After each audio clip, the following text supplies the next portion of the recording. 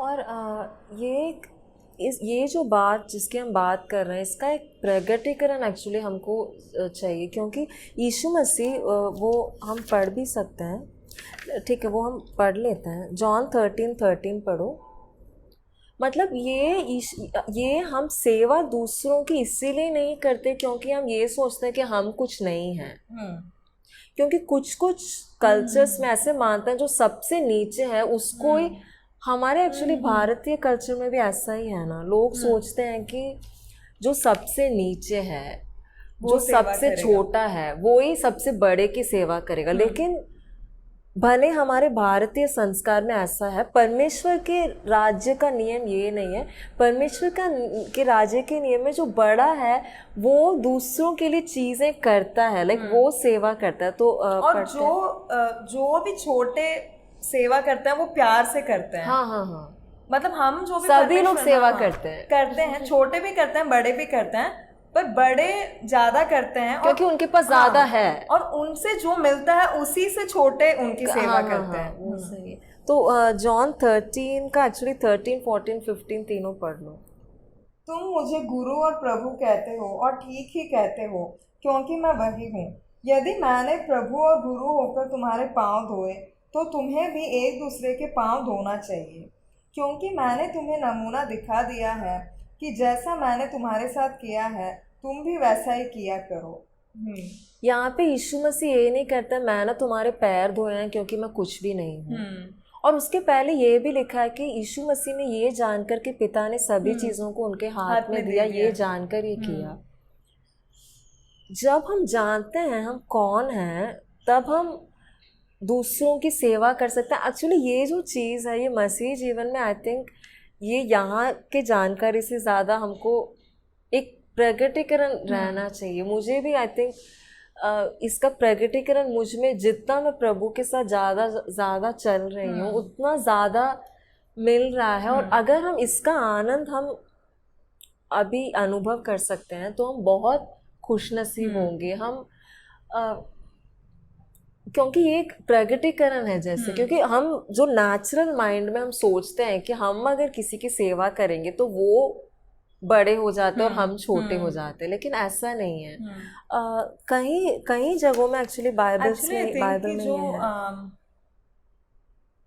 दुनिया में भी लीडर्स को, कुछ लीडर्स है, हाँ, वो समझते हैं, उनको ये चीजें पता है, उनको पता होती है कि हम अगर इस पोजीशन में हैं तो हम लोगों की सेवा के लिए हैं, और वो सच में अच्छे लीडर्स होते हैं। जो सोचते हैं कि उनको मार के मैं बड़ा बनूंगा, वो अच्छे लीडर्स नहीं है। अच्छे लीडर्स ये हैं जो सोचते हैं कि उनके लिए ही मैं हूँ और मैं ये सारी चीज़ों को करता हूँ। और पतरस भी इसके बारे में कहते हैं कि तुम पतरस 5:3 वो हम बाद में देख सकते हैं। कहते हैं कि तुम जो परमेश्वर ने झुंड तुमको दिया है उनके ऊपर हुक्म मत जताओ, लेकिन उनको तुम प्यार से चलाओ। स्वर्ग और ये भी हम देखते हैं कि जो सभी जो मसीह के हैं, जो भी मसीह के हैं, उनके पास परमेश्वर कभी कभी बहुत सारे स्वर्गदूत भी देते हैं। और लिखा है इब्रानियों के 1:14 में कि जो ये सारे स्वर्गदूत हैं वो कौन है?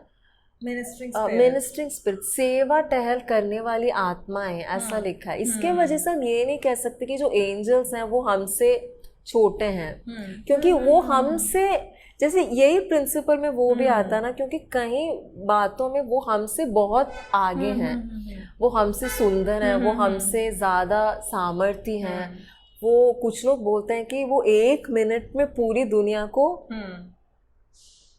गोल करके आ सकते हैं, मोर देन वंस इवन, शायद। वो इतने जोर से उड़ते हैं, वो आग से भरे रहते हैं, वो इतने पावरफुल है। लेकिन यहाँ लिखा है कि वो हमारी सेवा करते हैं, क्योंकि Yeshu Masih is the son of god, मतलब परमेश्वर के पुत्र, और परमेश्वर जो है होकर ही जब उन्होंने हमारी सेवा की है तो स्वर्गदूत तो कर सकते हैं। और ये नियम है स्वर्ग राज्य का, ये नियम है, ये बहुत ज़रूरी नियम है। जब हम स्वर्ग में, कहीं कहानियों को मैंने पढ़ा, कहीं वचन में भी है, यीशु मसीह बोलते हैं ना कि जब मैं वापस आऊंगा जो सर्वेंट फेथफुल है, मैं खुद मतलब जब देखो वो कहानी में है, वो देखो डिनर इसमें होगा, हाँ हाँ, कहानी कि वो मैंने मैं सर्व करूंगा, वो यस है यस यस, वो लिखा है कि वो कपड़े पहन के लुका में है, वो हाँ सर्व सर्व करेंगे। करेंगे, हाँ हाँ हाँ किंगडम वो ऑफ हेवन में, हाँ मतलब हाँ जब उसके बारे में दृष्टांत वो बताते हैं। इस बात को एक्चुअली जानने के लिए परमेश्वर को जानना ज़रूरी है, तब तक हम इस बात को इस नेचुरल माइंड से जानना मुश्किल है। और स्वर्ग सारे घटना जो जो भी स्वर्ग जाके आए हैं वो यही कहते हैं, स्वर्ग में जब हम जाते हैं तो सभी लोग इतने आनंद से लोग बोलते हैं कि क्या मैं तुम्हारे लिए कर सकता हूँ, क्या मैं तुम्हारे लिए मैं क्या कर सकता क्या हूँ कर तुम्हारे, सकता हूँ, क्या तुमको दिखाऊं, कहाँ।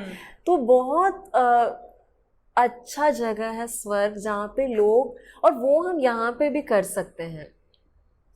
मुझे तो बहुत अच्छा लगता है, मतलब कहीं हम अगर जाते हैं तो लोग अच्छी तरह बात करते हैं, हम हमारी सेवा प्रेम से करते हैं, तो बहुत अच्छा लगता है। और मुझे भी ऐसे सेवा करना अच्छा लगता है, क्योंकि कभी कभी ऐसा बोलते हैं ना, किसी को मैंने बोलते हुए सुना, लव लैंग्वेजेस, अलग अलग लोग अपने प्रेम को अलग अलग तरीके से प्रकट करते हैं, कि कुछ लोग बहुत हग करते हैं अपने, मतलब फिजिकली प्रकट करते हैं, कुछ लोग सेवा करके प्रकट करते हैं। तो ये सेवा मुझे बहुत अच्छा लगता है। तो आगे हम देख सकते हैं तीसरी बात, और जो बातें अभी हम देख रहे हैं वो एक्चुअली कई सारी बातें हैं, इनमें से कुछ बातों को हम देख रहे हैं, पर सब सारी बातें इनमें आ जाती हैं क्योंकि ये परमेश्वर का नेचर है, स्वर्ग का नियम है। तो और एक बात हम देखते हैं कि जो स्वर्ग है वहाँ पूर्ण आज़ादी है, मतलब वहाँ पे स्वर्ग में।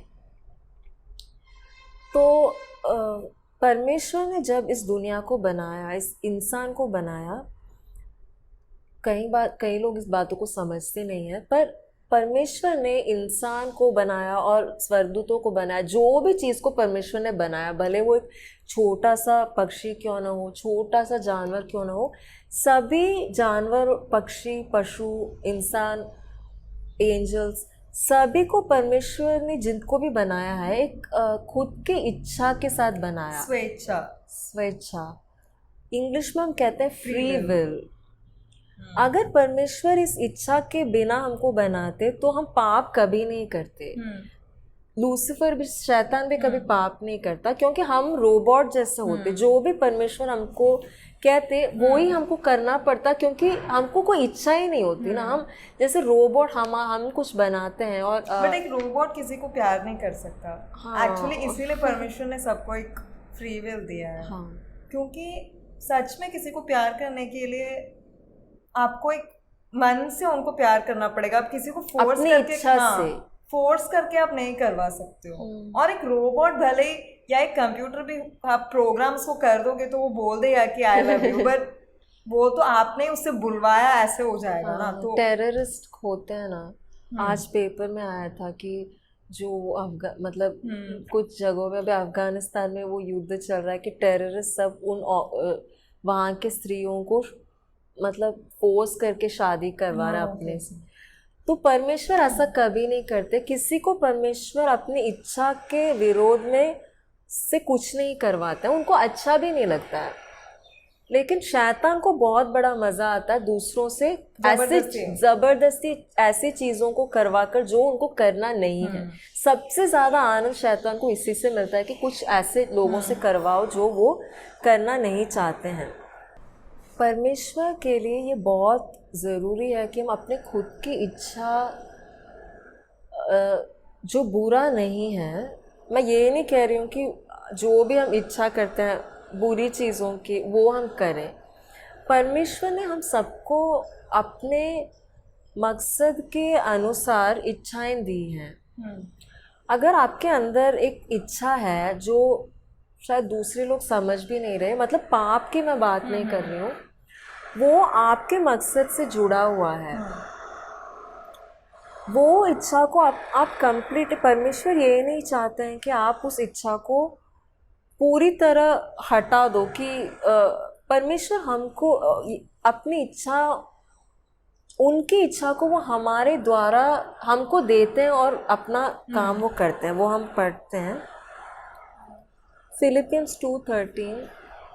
क्योंकि परमेश्वर ही है जिसने अपनी स्वेच्छा निमित्त तुम्हारे मन में इच्छा और काम दोनों बातों के करने का प्रभाव डाला है। परमेश्वर ही इस इच्छा को हमारे अंदर देते हैं। स्वर्ग में जब हम जाते हैं तो जो भी हम इच्छा करते हैं हम चूज कर सकते हैं चीज़ों को अपने इच्छा से करने के लिए। कोई हमको ये नहीं कहेगा कि तुमको ये करना ही है, भले तुमको अच्छा नहीं लगता तुमको ये करना ही है, क्योंकि स्वर्ग में पहले तो हम चलाए जाएंगे पवित्र आत्मा से। परमेश्वर हमेशा हुक्म चलाकर ज़बरदस्ती करके नहीं करते, वो चलाते हैं हमको। वो हमारे अंदर इच्छा, अपनी इच्छा को देते हैं और वो इच्छा परफेक्ट है और उस इच्छा को हम करने के कारण हम परमेश्वर को खुश करते हैं। लेकिन ये समझना एक्चुअली ज़रूरी है कि इस दुनिया में भी और स्वर्ग में भी परमेश्वर जब हमको चलाते हैं तो वो कभी कभी वो हमारे सामने कुछ 3-4 चीज़ों को रखते हैं। हम अगर एक चीज़ नहीं चुनते तो वो दूसरे को हम चुन सकते हैं। इसमें मैं पाप की बात, वो भी एक्चुअली परमेश्वर उनको बोलता है इजराइल के लोगों को, मैंने तुम्हारे सामने जिंदगी और मौत को रखा है, तुम जिंदगी चुन लो। पर वहाँ पे भी वो चॉइस देते हैं। उस चॉइस के कारण ही लोग स्वर्ग में जाने के लिए चॉइस करते हैं और परमेश्वर भी उनको छोड़ देते हैं, क्योंकि अच्छे और बुरे के बीच में चॉइस सभी के लिए है। वो परमेश्वर वो चॉइस को हटा नहीं देंगे। जैसा आदम के सामने परमेश्वर ने वो चॉइस को रखा, स्वर्ग में हम हमेशा पूर्ण आज़ादी से हम रह सकते हैं। एक वचन हम पढ़ते हैं 2 Corinthians 3:17। प्रभु तो आत्मा है और जहाँ कहीं प्रभु का आत्मा है वहाँ स्वतंत्रता है। प्रभु की आत्मा, स्वतंत्रता ही आज़ादी, वो जहाँ पे भी परमेश्वर रहता है वहाँ आज़ादी रहता है। और गलातियों के 5 में पौलुस एक्चुअली गलातियों से इन बातों के बारे में बात करते हैं कि कैसे तो वहाँ एक बहुत ज़रूरी बात कहते हैं। वो कहते हैं कि तुमको आज़ाद करने के लिए परमेश्वर ने तुमको चुना है। वो वचन हम पढ़ लेते हैं, गलेशियंस 5:1-13। मसीह ने स्वतंत्रता के लिए हमें स्वतंत्र किया है, अतः इसी में स्थिर रहो और दासत्व के जुए में फिर से न जुटो। 13। हे भाइयों, तुम स्वतंत्र होने के लिए बुलाए गए हो, परंतु ऐसा न हो कि यह स्वतंत्रता शारीरिक कामों के लिए अवसर बने, वरन प्रेम से एक दूसरे के दास बनो। वो कहते हैं कि स्थिर रहो इस आज़ादी में। जब हम आज़ादी में, ये आज़ादी जो है वो बहुत ज़रूरी है। कई लोग समझते नहीं है, क्योंकि कई लोग सोचते हैं कि परमेश्वर हमेशा हमसे चीज़ों को करवाते हैं। कुछ लोग पता नहीं अजीब अजीब बातें करते हैं कि परमेश्वर ने ये बीमारी दिया ये करवाने के लिए। ऐसा परमेश्वर क्यों ऐसा करेंगे? उनको वो किसी को भी ज़बरदस्ती करके उनको अच्छा नहीं लगता है। परमेश्वर हमारी भलाई के लिए हमको नियम देते हैं कि ये अगर तुम करोगे तो तुम मर जाओगे। वो हमारी भलाई के लिए, जैसा हमारे मम्मी पापा हमको बोलते थे ना कि हम रोड क्रॉस करते समय कि देख के रोड क्रॉस करो, हमारी आज़ादी को रोकने के लिए नहीं, लेकिन हम जिंदा रहें इसीलिए। तो परमेश्वर भी हमारी भलाई, हमारी खुशहाली के लिए नियम देते हैं, पर वो भी हमको अपने दिल से रखना है। वो हम रख नहीं पाएंगे जब तक हम परमेश्वर के स्वभाव को समझ नहीं पाएंगे। ये एक चीज़ जब हम तभी उसे रख पाएंगे जब हम कन्विंस्ड हैं कि परमेश्वर भले हैं और वो हमारी तरफ है, हमारे लिए हैं। तो शायद पहले हमको उसकी बात करनी चाहिए। नहीं, बट आज़ादी, उस आज़ादी को समझने के लिए भी हमें परमेश्वर के स्वभाव को समझना पड़ेगा। हाँ, क्योंकि परमेश्वर जो है वो अ, ये एक्चुअली बहुत ज़रूरी बात है, क्योंकि कई लोग ये सोच के बैठे हुए हैं कि परमेश्वर ही सब कुछ कर रहे हैं इस दुनिया में। उसको इंग्लिश में कहते हैं सॉवरेंटी ऑफ गॉड। वो एक्चुअली किसी से क्यों? जबरदस्ती कुछ नहीं करवाते हैं। जैसे अभी हम बात कर रहे हैं ना कि परमेश्वर के नियमों को, अगर हम परमेश्वर के स्वभाव को नहीं समझेंगे तो वो हमारे लिए बहुत ऐसे लगेगा कि वो एक जुआ है हमारे लिए। जैसे अभी तुमने एक उदाहरण दिया ना कि रोड क्रॉस नहीं करना। अब जब तक मतलब वो बच्चा अगर नहीं जानता है कि उसके मम्मी पापा उससे प्यार करते हैं, वो यही सोचेगा कि ये मुझे क्यों रोक रहे हैं। तो बच्चों ये को आज़ादी, हमेशा हाँ, ऐसे ही बट लगता है। परमेश्वर ये वाली जो आज़ादी है वो भी सबसे पहले वो अपने अपने आप को प्रकट करते हैं, वो अपने स्वभाव को प्रकट करते हैं।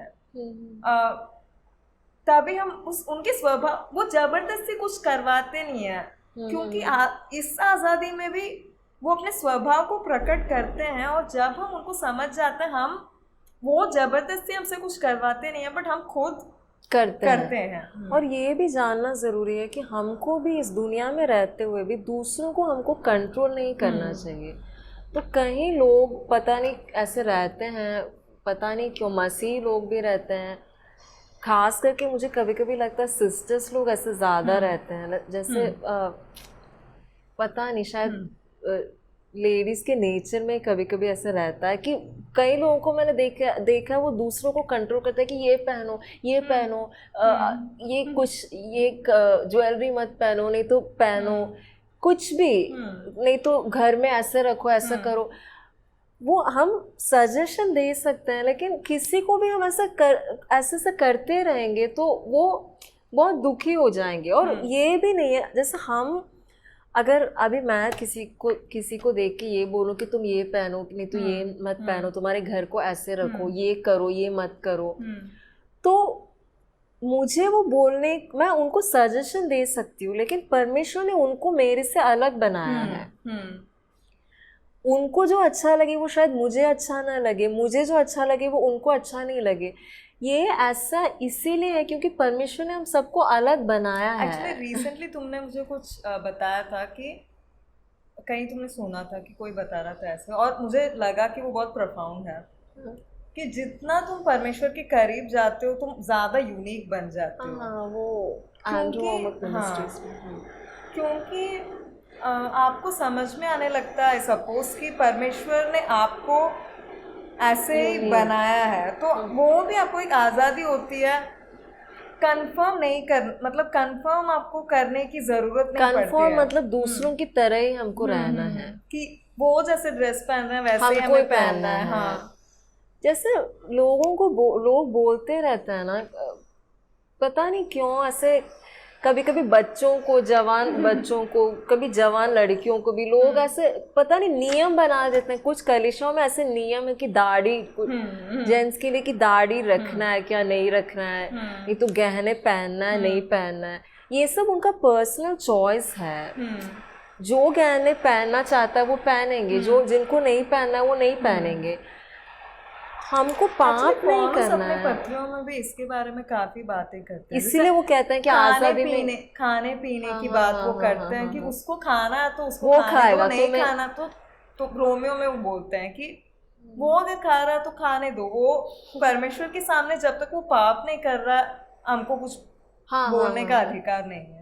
हाँ, सही है, क्योंकि परमेश्वर ने उसको वो आज़ादी दी है। परमेश्वर ने वो आज़ादी दी, और केवल यही नहीं, परमेश्वर वो स्वर्ग में भी वो आज़ादी दे रहे हैं। जैसे एक केट करके लेडी है, वो हेवन में जाके आई हैं, और मेरी मम्मी उनको काफ़ी सुना करती थी। तो वो बहुत ऐसा कहती थी कि वहाँ पे सबके दिलचस्पी, सबके आनंद के अनुसार उनका घर है। उनके लिए जैसे कुछ लोगों को घोड़े पसंद है, परमेश्वर ने उनको एक घोड़ों का फार्म दिया है। जिनको पानी पसंद है उनको पानी के पास जगह दिया है। जिनको जैसे कुछ लोग दूसरों से अलग रहना, मतलब ज़्यादा भीड़ जो पसंद नहीं करते हैं, उनको परमेश्वर ने कहीं माउंटेन में घर दिया है। सबको अपनी इच्छा के अनुसार परमेश्वर खुद आज़ादी दे रहे हैं। तो हम कौन होते हैं। और हम जब स्वर्ग में जाएंगे, हम श्योर हम सभी ये समझेंगे कि हम परमेश्वर ने हमको परफेक्ट आज़ादी परमेश्वर देते हैं, और हम भी उस आज़ादी को और महसूस कर पाएंगे।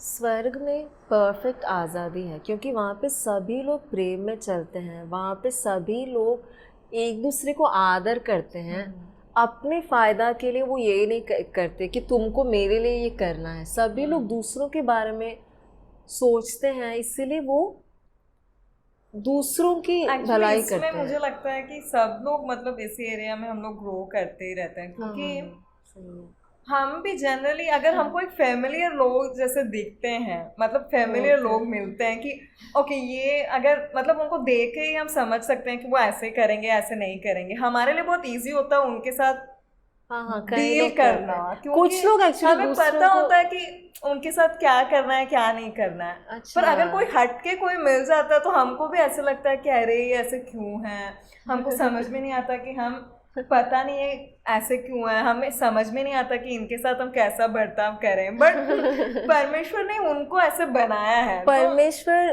तो उसी में मजा है, मजा आता है। परमेश्वर अभी आज तक अगर आप आज तक ये समझे नहीं हैं तो पता नहीं, दुनिया में हम थोड़े समय रहने के बाद ही हम समझ जाते हैं कि लोगों को परमेश्वर ही इसमें बहुत खुश होता है, सबको अलग अलग बना के।